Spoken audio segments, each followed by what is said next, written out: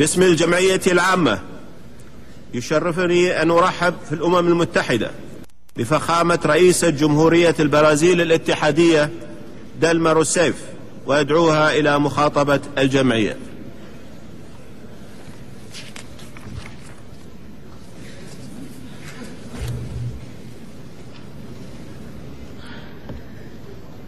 Senhor Presidente da Assembleia Geral, Nassir Abdulaziz Al-Nasser, Senhor Secretário-Geral das Nações Unidas, Ban Ki-moon, Senhoras e Senhores, chefes de Estado e de Governo, Senhoras e Senhores, pela primeira vez na história das Nações Unidas, uma voz feminina inaugura o debate geral. É a voz da democracia.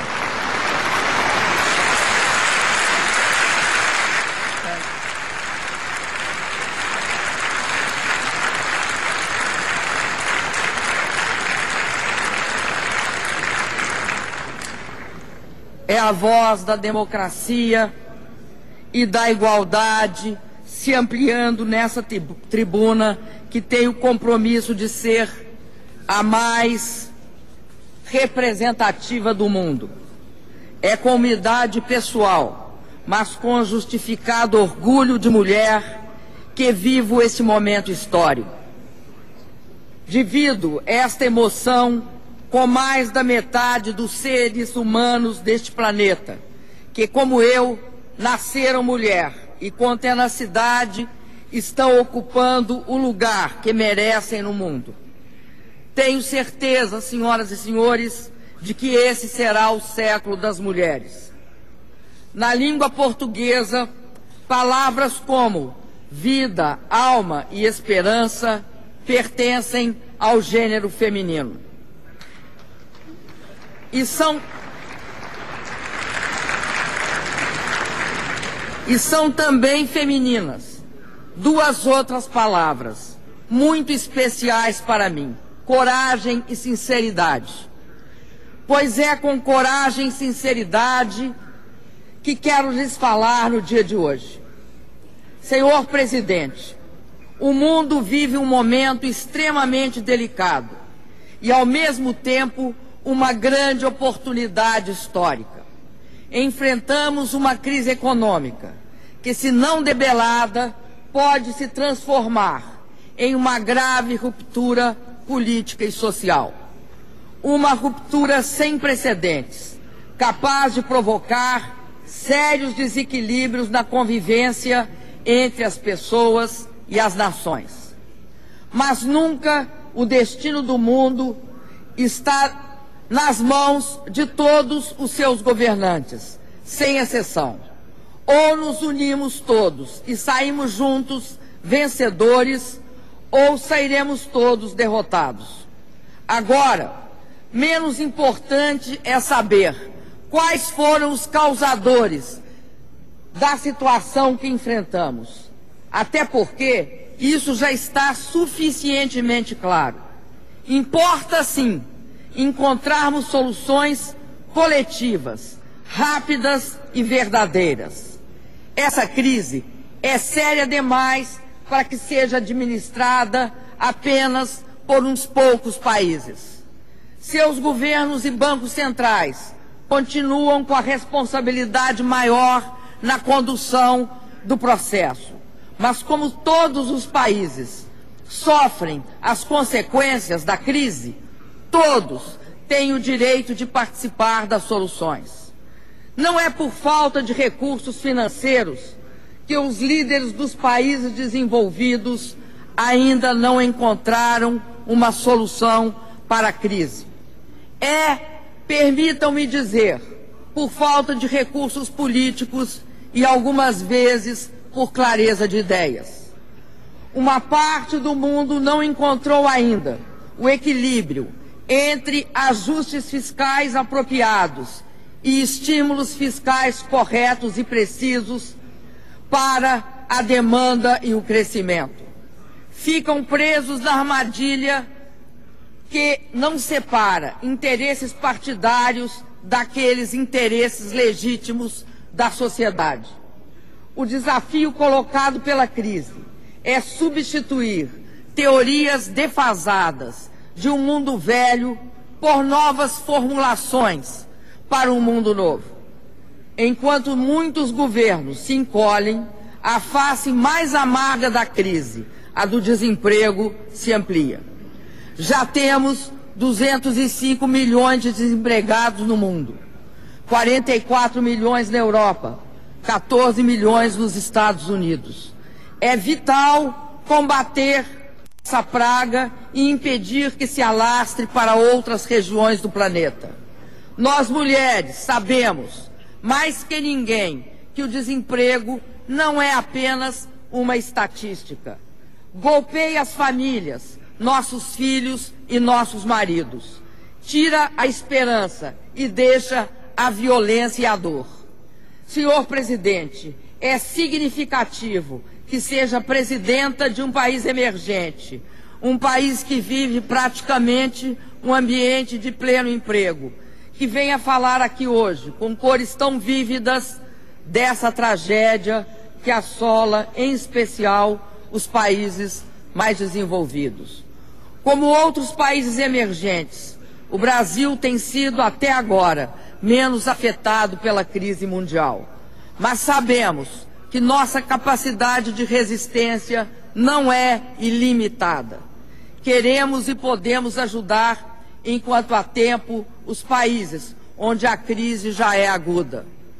Um novo tipo de cooperação entre países emergentes e países desenvolvidos é a oportunidade histórica para redefinir de forma solidária e responsáveis os compromissos que regem as relações internacionais.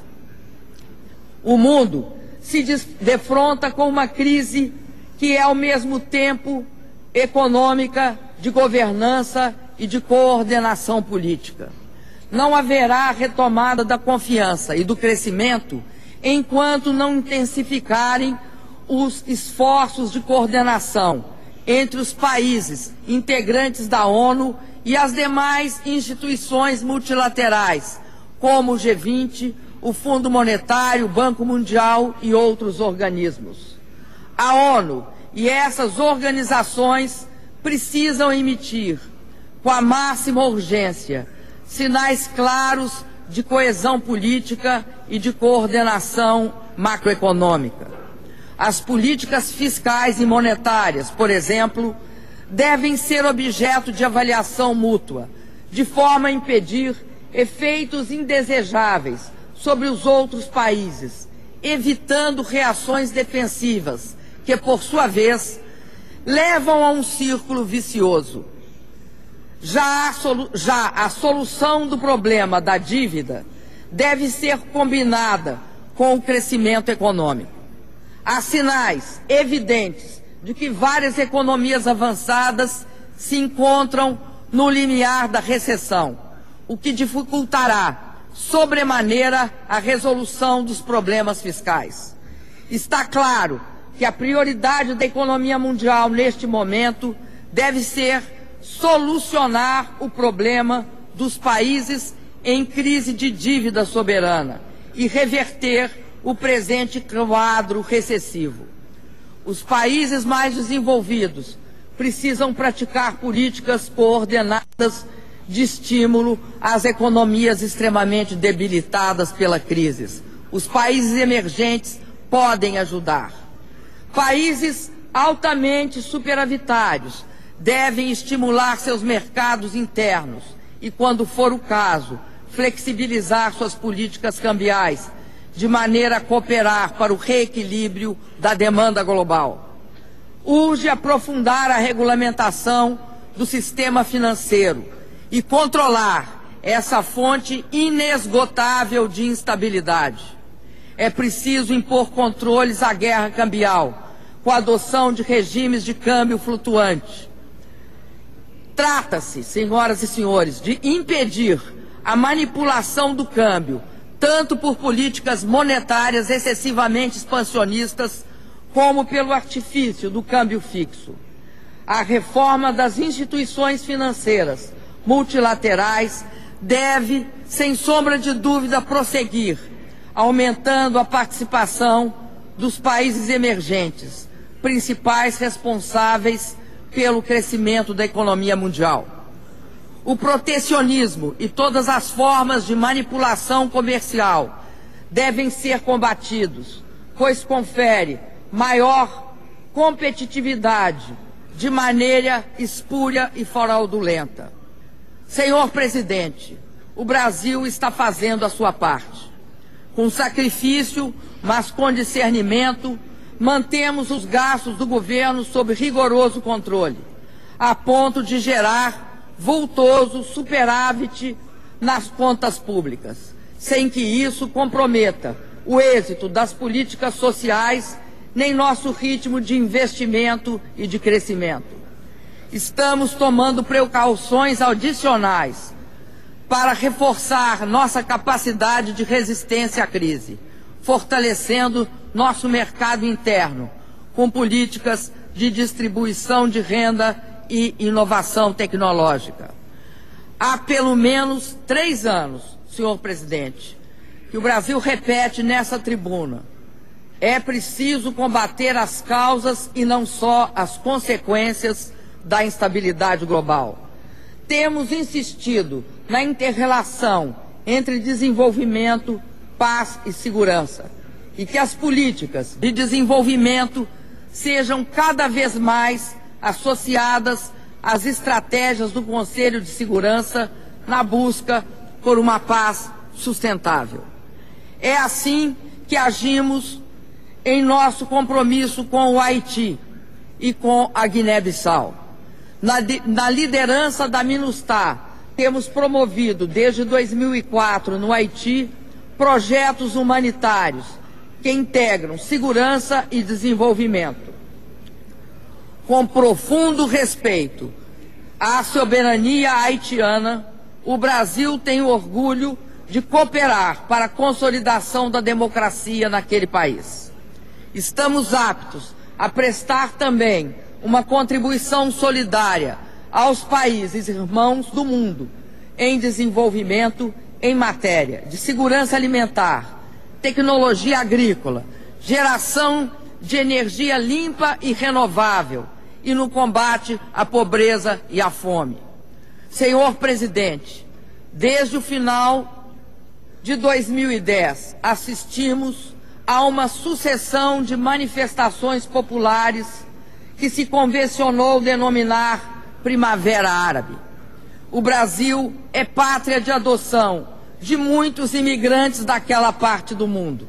Os brasileiros se solidarizam com a busca de um ideal que não pertence a nenhuma cultura, porque é universal, a liberdade.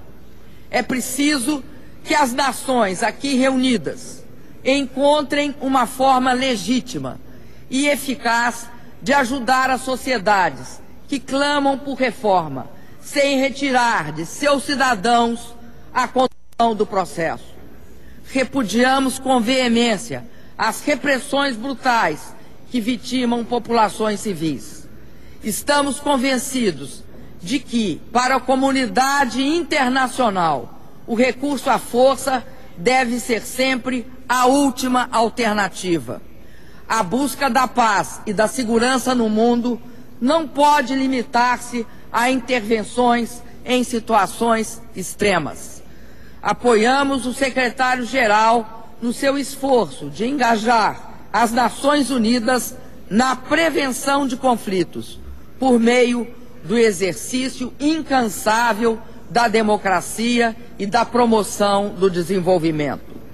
O mundo sofre hoje as dolorosas consequências de intervenções que agravaram os conflitos, possibilitando a infiltração do terrorismo onde ele não existia, inaugurando novos ciclos de violência, multiplicando os números de vítimas civis.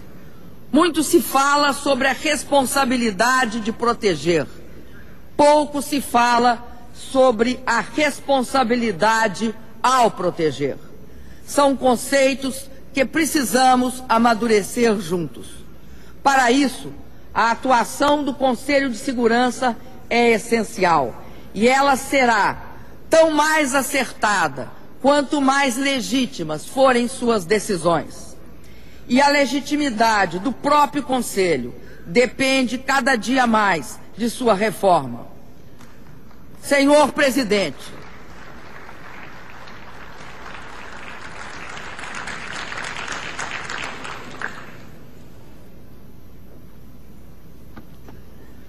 Senhor Presidente, a cada ano que passa, mais urgente se faz uma solução para a falta de representatividade do Conselho de Segurança, o que corrói sua eficácia.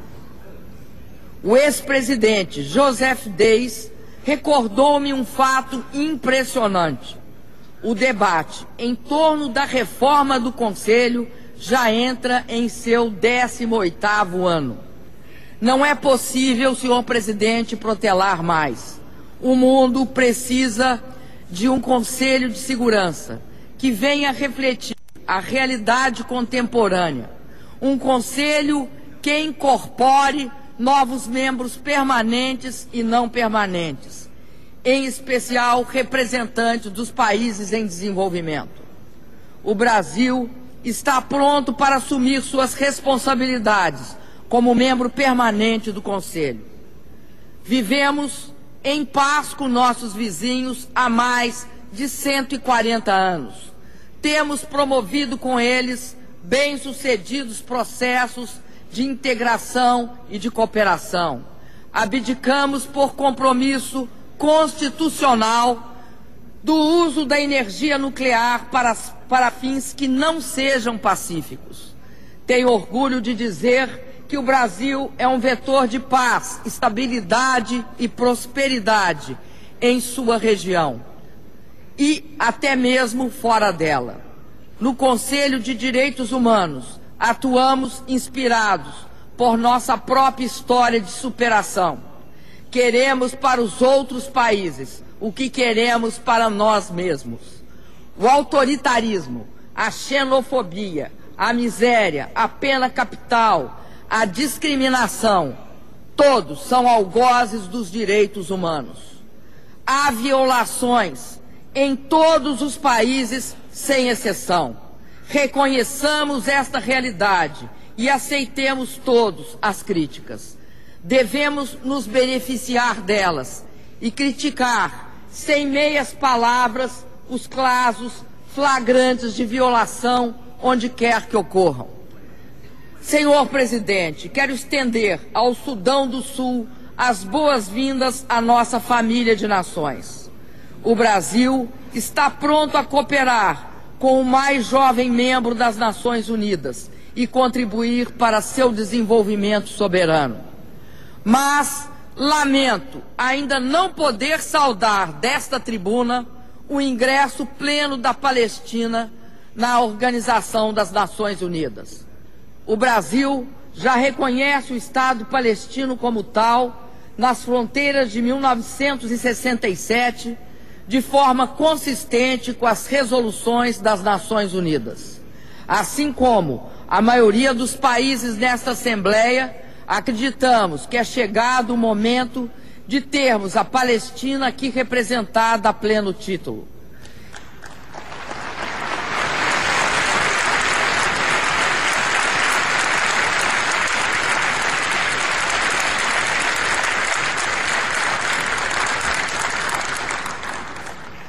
O reconhecimento ao direito legítimo do povo palestino à soberania e à autodeterminação amplia as possibilidades de uma paz duradoura no Oriente Médio. Apenas uma Palestina livre e soberana poderá atender aos legítimos anseios de Israel por paz com seus vizinhos, segurança em suas fronteiras e estabilidade política em seu entorno regional. Venho de um país onde descendentes de árabes e judeus são compatriotas e convivem em harmonia como deve ser. Senhor Presidente, o Brasil defende um acordo global, abrangente e ambicioso para combater a mudança do clima, no marco das Nações Unidas. Para tanto, É preciso que os países assumam as responsabilidades que lhes cabem. Apresentamos uma proposta concreta e voluntária e significativa de redução durante a cúpula de Copenhague, em 2009. Esperamos poder avançar já na reunião de Durban, apoiando os países em desenvolvimento nos seus esforços de redução de emissões e garantindo que os países desenvolvidos cumprirão suas obrigações com novas metas no Protocolo de Quioto para além de 2012. Teremos a honra de sediar a Conferência das Nações Unidas sobre Desenvolvimento Sustentável, a Rio+20, em junho do ano que vem. Juntamente com o secretário-geral Ban Ki-moon, reitero aqui o convite para que todos os chefes de Estado e de governo compareçam. Senhor Presidente e minhas companheiras mulheres de todo o mundo, o Brasil descobriu que a melhor política de desenvolvimento é o combate à pobreza e que uma verdadeira política de direitos humanos tem por base a diminuição da desigualdade e da discriminação entre as regiões, entre as pessoas e entre os gêneros. O Brasil avançou política, econômica e socialmente sem comprometer sequer uma das liberdades democráticas. Cumprimos quase todos os objetivos de desenvolvimento do milênio antes de 2015. Saíram da pobreza e ascenderam para a classe média, no meu país, quase 40 milhões de brasileiras e de brasileiros. Tenho plena convicção de que cumpriremos nossa meta de, até o final do meu governo, erradicar a pobreza extrema no Brasil. No meu país, a mulher tem sido fundamental na superação das desigualdades sociais. Nossos programas de distribuição de renda têm nas mães a figura central. São elas que cuidam dos recursos que permitem às famílias investir na saúde e na educação de seus filhos. Mas o meu país, como todos os países do mundo, ainda precisa fazer muito mais pela valorização e afirmação da mulher. Ao falar disso, cumprimento o secretário-geral Ban Ki-moon pela prioridade que tem conferido às mulheres em sua gestão à frente das Nações Unidas. Saúdo, em especial, a criação da ONU Mulher e sua diretora executiva, Michelle Bachelet. Senhor Presidente,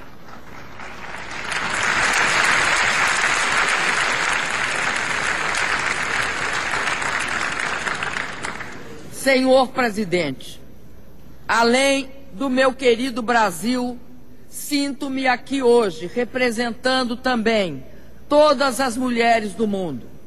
As mulheres anônimas, aquelas que passam fome e não podem dar de comer aos seus filhos. Aquelas que padecem de doenças e não podem se tratar. Aquelas que sofrem violência e são discriminadas no emprego, na sociedade e na vida familiar. Aquelas cujo trabalho no lar cria gerações futuras. Junto minha voz às vozes das mulheres que ousaram lutar, que ousaram participar da vida política e da vida profissional e conquistaram o espaço de poder que me permite hoje estar aqui. Como mulher que sofreu tortura no cárcere, sei como são importantes os valores da democracia, da justiça, dos direitos humanos e da liberdade. E é com esperança de que esses valores continuem inspirando o trabalho dessa Casa de Nações que tenho a honra de iniciar o debate geral da 66ª Assembleia Geral da ONU. Muito obrigado.